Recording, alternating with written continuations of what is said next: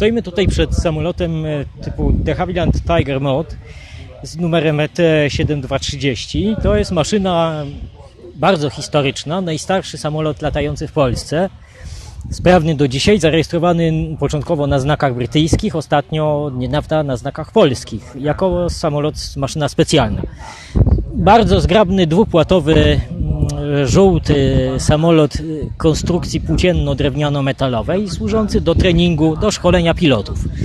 Z tyłu instruktor, z przodu pilot, później z przodu instruktor, z tyłu pilot i później wreszcie pilot w drugiej tylnej kabinie bliżej ogona. Maszyna, która wyszkoliła dziesiątki, tysiące, setki pilotów w zależności od tego, gdzie latała, a również na tych samolotach latano przed wojną w Polsce, na kilku egzemplarzach i podczas wojny, II wojny światowej na tych samolotach Tiger Mod szkolili się nasi lotnicy w Wielkiej Brytanii. Później przechodzili na bardziej zaawansowane samoloty. Drewniane śmigło, otwarta kabina, brak hamulców, brak rozrusznika, trzeba zapalać kręcąc śmigłem. Prosta konstrukcja, która raczej się nie psuje, ale jest produkowana na dłuższy czas, no i ten samolot lata do dzisiaj. Tuż obok troszkę podobna maszyna z nieco podobnym silnikiem, ale już innego przeznaczenia, troszkę młodsza, z mniej więcej połowy lat 40. Taylorcraft Auster, który był wykorzystywany do szkolenia, do treningu, a przede wszystkim tutaj w przypadku tego samolotu była to maszyna obserwacyjna. Pilot latał sam, miał na pokładzie radiostację, więc to już był krok do przodu. Samolot ma hamulce, ma rozrusznik i służył jako samolot obserwacyjny, między innymi w jednostkach do korygowania ognia artylerii. Artyleria lądowa strzelała dość daleko. Artylerzyści często nie wiedzieli, gdzie podają pociski, więc to jest taka ruchoma powietrzna platforma do obserwacji uderzeń salw artyleryjskich. I pilot, latając dość wysoko, często nawet na 5000 stóp, czyli mniej więcej 1500 metrów, nadawał przez radio 100 bliżej, 100 dalej, 200 w prawo, 200 w lewo.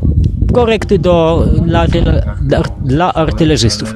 Latał oczywiście nad własną połową frontu, no a Niemcy często strzelali do niego, a często właśnie bali się strzelać, żeby nie zdradzać swoich stanowisk artyleryjskich.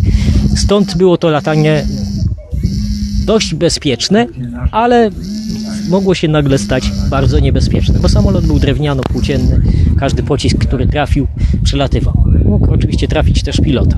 Jest to tenże Auster, najstarszy polski samolot, latający i biorący czynny udział w II wojnie światowej, najstarszy polski, najstarszy brytyjski samolot na polskim niebie, który jest sprawny do dzisiaj.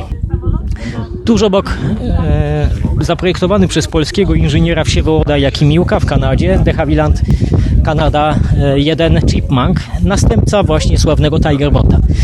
Już samolot nowszej konstrukcji, już samolot duraluminiowy z podobnym silnikiem, ale oczywiście wyposażony już między innymi w rozrusznik, w hamulce. Także jest to samolot tuż powojenny. Niedawno minęło 70 lat od jego oblotu, od oblotu prototypu, a to jest samolot zbudowany w Portugalii. Nie ma 70 lat, jest troszkę młodszy, ale w roku 2014 został sprowadzony przez jego właściciela, kapitana Jacka Mainkę, do Polski. I też jest to jedyny tego typu samolot latający nad polskim niebem. De Havilland Canada Chipmunk. Chipmunk, czyli taka górska kanadyjska wiewiórka, amerykańska wiewiórka. Dobrze lata, dobrze się nim szkoli pilotów, no i jest to godny następca de Havillanda Tiger Mota. A za nim Boeing Stearman, który jest po trosze odpowiednikiem Tiger Mota z amerykańskiego lotnictwa wojskowego. Jest to silniejszy oczywiście samolot, bo ma już nie 130 koni mechanicznych w silniku, ale 220, ale też służył do szkolenia wstępnego pilotów. Między innymi później po wojnie wiele egzemplarzy latało jako maszyny treningowe, sportowe i rolnicze z mocniejszymi silnikami. Wielu pilotów latało nim dla przyjemności rekreacyjnej. Latamy w zespole Firebirds, przygotowujemy się podczas treningów, do takich wystąpień przed publicznością. Staramy się, żeby co roku były nowsze figury dokładane. Latanie w zespole jest troszeczkę trudniejsze niż latanie indywidualne, aczkolwiek przeciążenia podczas wykonywania figur zespołowej akrobacji są o wiele mniejsze niż podczas indywidualnego kręcenia. Wykonuje pętle, beczki, przewroty przez skrzydło, kombinacje, część pętli, część beczek, które się nazywają klowerami.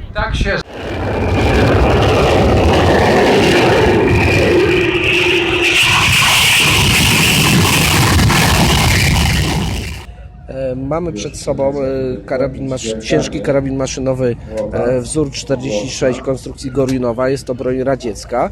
Ten konkretny egzemplarz został wyprodukowany po wojnie w Polsce. Ustawiony jest w nietypowy sposób, czyli na osi tak zwanego dyszla do strzelania przeciwlotniczego. Jest to broń zasilana taśmą, żeby doprowadzić do wystrzału. Zakładamy taśmę, tu niestety nie mam, tu widać pazur, który łapał pierwszy. Zamykaliśmy. Trzeba przeładować, przeładowanie jest tu na dole, a następnie bezpiecznik i spust. Gdyby była tu taśma i amunicyjny pociągnął, trzymając ten spust, strzelalibyśmy ogniem ciągłym, mogąc wystrzelić nawet w krótkim czasie do 250 sztuk amunicji, bo tyle mieściło się w jednej taśmie. Po wystrzeleniu tych 250 sztuk trzeba było następną taśmę założyć. Obsługa składała się oprócz strzelca także z amunicyjnego, zwanego też taśmowym, czyli jego zadaniem było po wystrzeleniu jednej taśmy założenie następnej i wtedy strzelec mógł przeładować i kontynuować dalej ostrzał.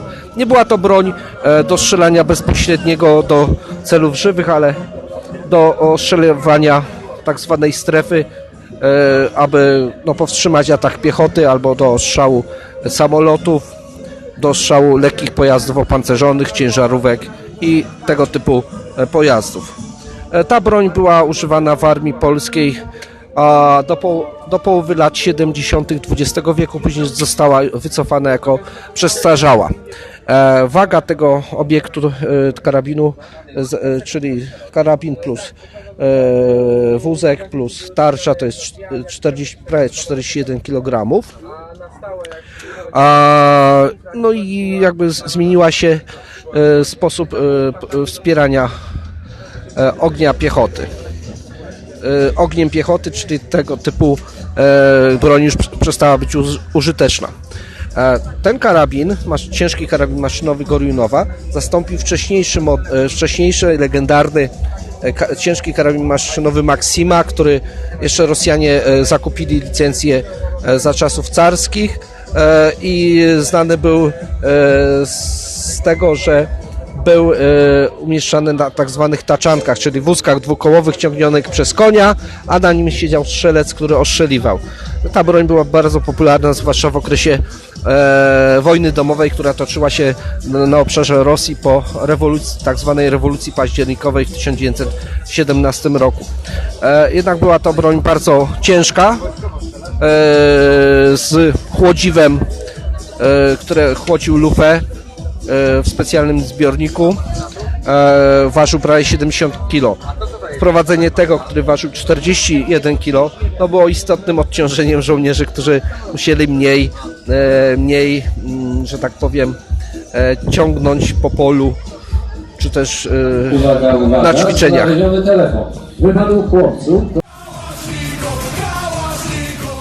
Najpopularniejsza broń strzelecka nie tylko w państwach Układu Warszawskiego, ale także niemalże na całym świecie. Szacuje się, że około 50 milionów sztuk w różnych wersjach zostało wyprodukowane.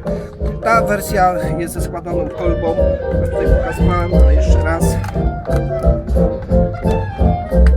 Złożona przycisk, otwieramy, możemy strzelać.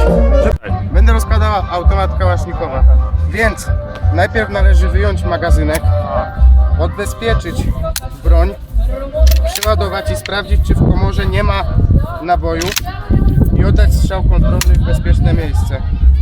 Teraz należy zdjąć pokrywę komory zamkowej, wyjąć mechanizm powrotny, wyjąć zespół suwadła z zamkiem i zdjąć rurę gazową z nakładką termiczną. I ostatnia część to jest wycior. I w tym stanie broń jest gotowa do czyszczenia.